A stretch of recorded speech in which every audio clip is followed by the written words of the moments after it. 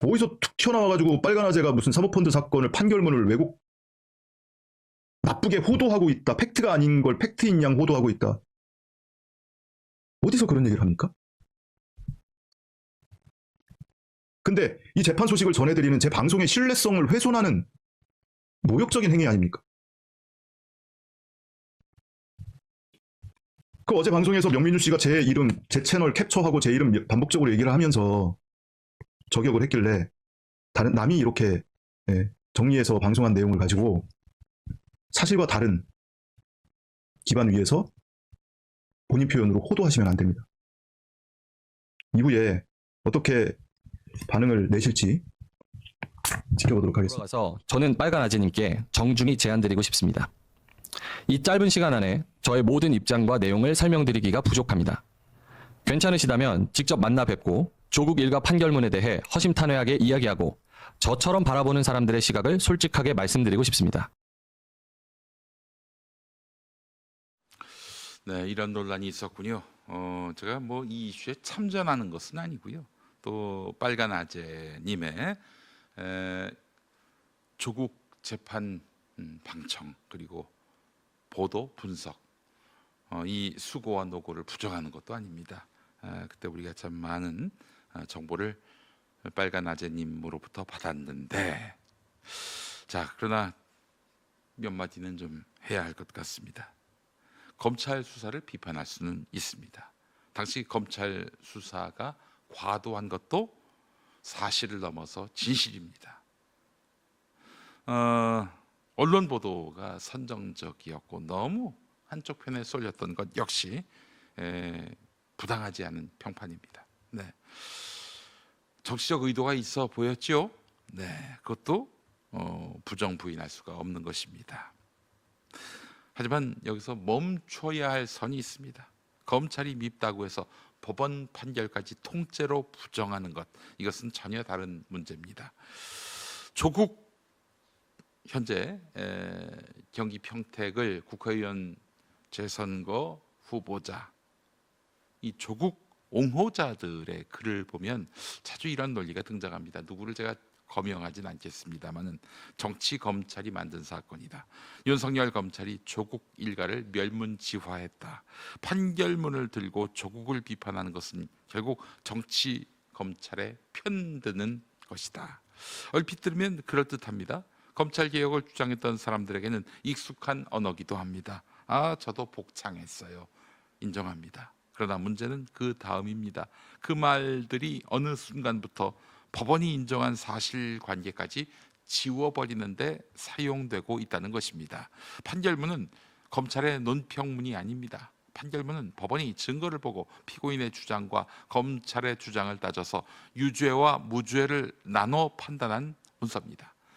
조국 사건도 정경심 사건도 1심, 2심 대법원을 거쳤습니다. 그 과정에서 무죄가 된 부분도 있고 유죄가 된 부분도 있습니다. 그렇다면 사안을 안다는 사람들, 법을 안다는 사람들, 정치를 말하는 사람들이 해야 할 일은 무엇입니까? 유죄는 유죄대로, 무죄는 무죄대로 말을 해야 합니다.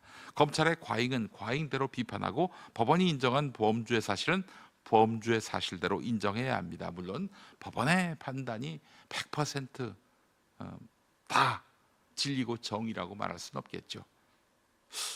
그래서 사실은 잘못된 판단에 대해서는 재심 절차를 거쳐서 바로 잡기도 합니다.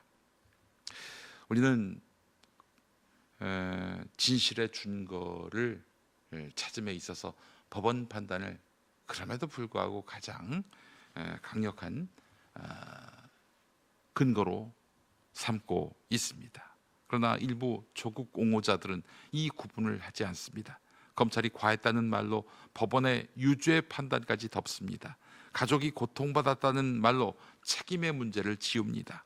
조국을 비판하는 사람들을 향해서 민주진영이 아니다, 검찰 편이다, 가해자다, 이렇게 몰아갑니다. 이게 과연 진보입니까? 이게 민주주의입니까?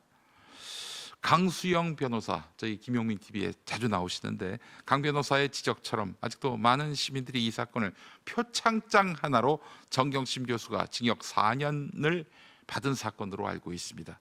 이것은 사실이 아닙니다. 정경심 전 교수에게 인정된 유죄는 단순히 표창장 하나가 아니었습니다. 입시 비리 관련 여러 혐의가 있었고 사모펀드 관련 일부 혐의, 증거 은닉 교사 등도 있었습니다. 법원은 그 전체를 보고 4년형을 정했습니다.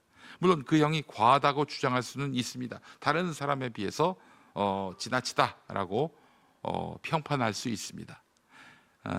양형이 부당했다고 말할 수는 있는 것입니다. 그러나 표창장 하나로 4년, 이렇게 사람들이 알게끔 말을 한다면 이것은 다른 문제입니다. 그것은 사실을 단순화한 것이 아니라 왜곡한 것입니다. 그렇다면 이 왜곡은 우연히 생겨난 것이냐? 그렇지 않습니다. 수년 동안 거대 유튜브 채널과 정치 스피커들이 그렇게 말해왔습니다. 표창장 하나, 멸문지와 정치 검찰의 희생양, 이런 말이 반복됐습니다. 그러나 사실이 아니죠.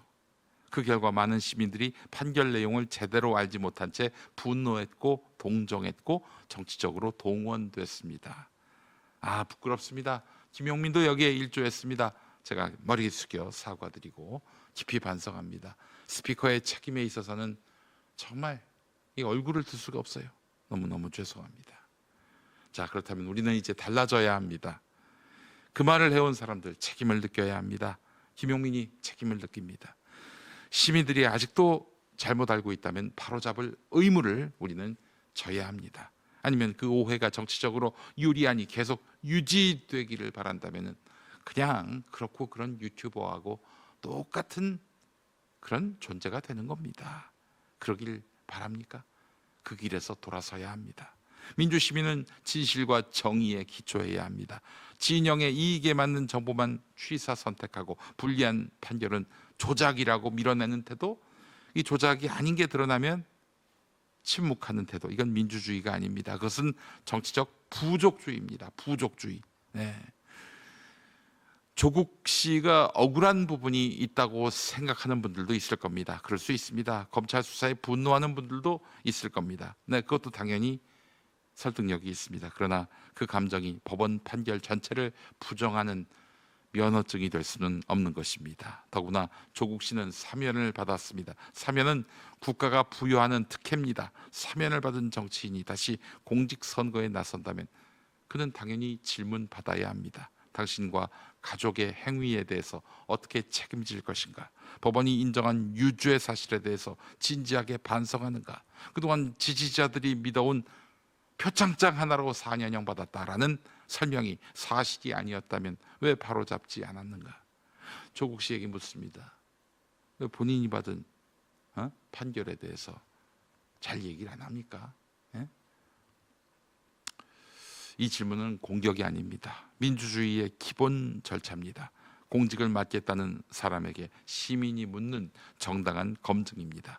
이 질문을 하는 사람을 향해 가짜 진보, 민주진영 스피커가 아니다, 윤석열 한동훈을 돕는 것이다, 이렇게 말한다면 그것은 비판을 막기 위한 낙인 찍기일 뿐입니다. 진보라면 더 사실에 대해서 엄격해야 합니다. 내 편의 잘못에도 기준을 적용해야 합니다. 그래야 시민에게 신뢰를 얻을 수 있습니다.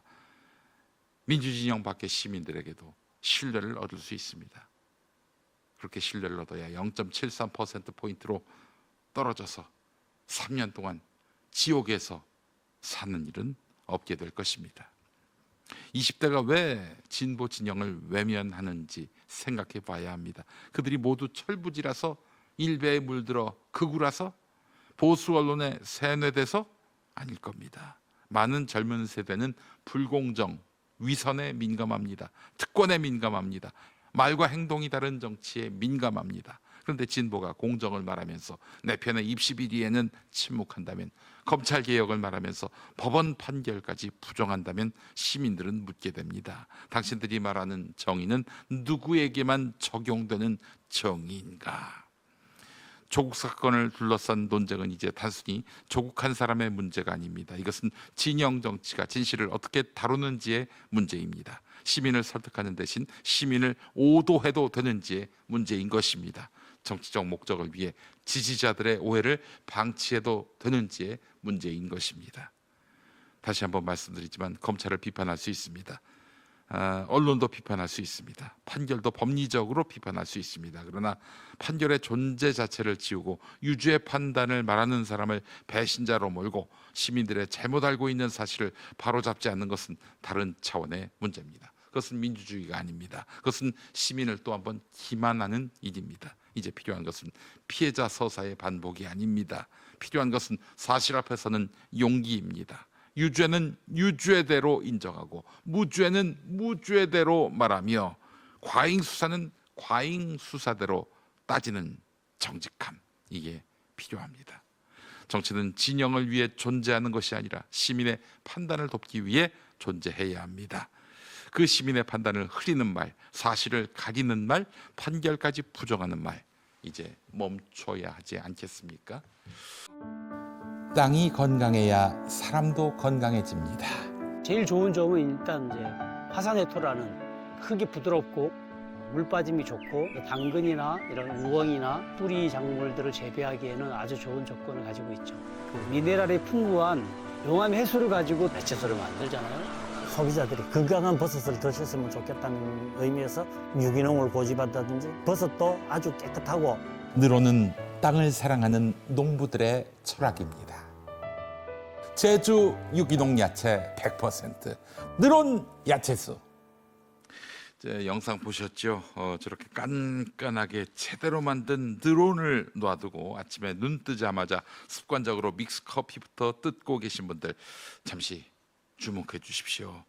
홈쇼핑 영양제는 찬장의 화석이 됐고 헬스장은 동네 비싼 목욕탕으로 쓰고 계시는 분들 적지 않을 겁니다. 이제 억지로 숙제하듯 건강 챙기지 마시고 세상에서 제일 쉬운 아침 습관 하나 만들어 봅시다.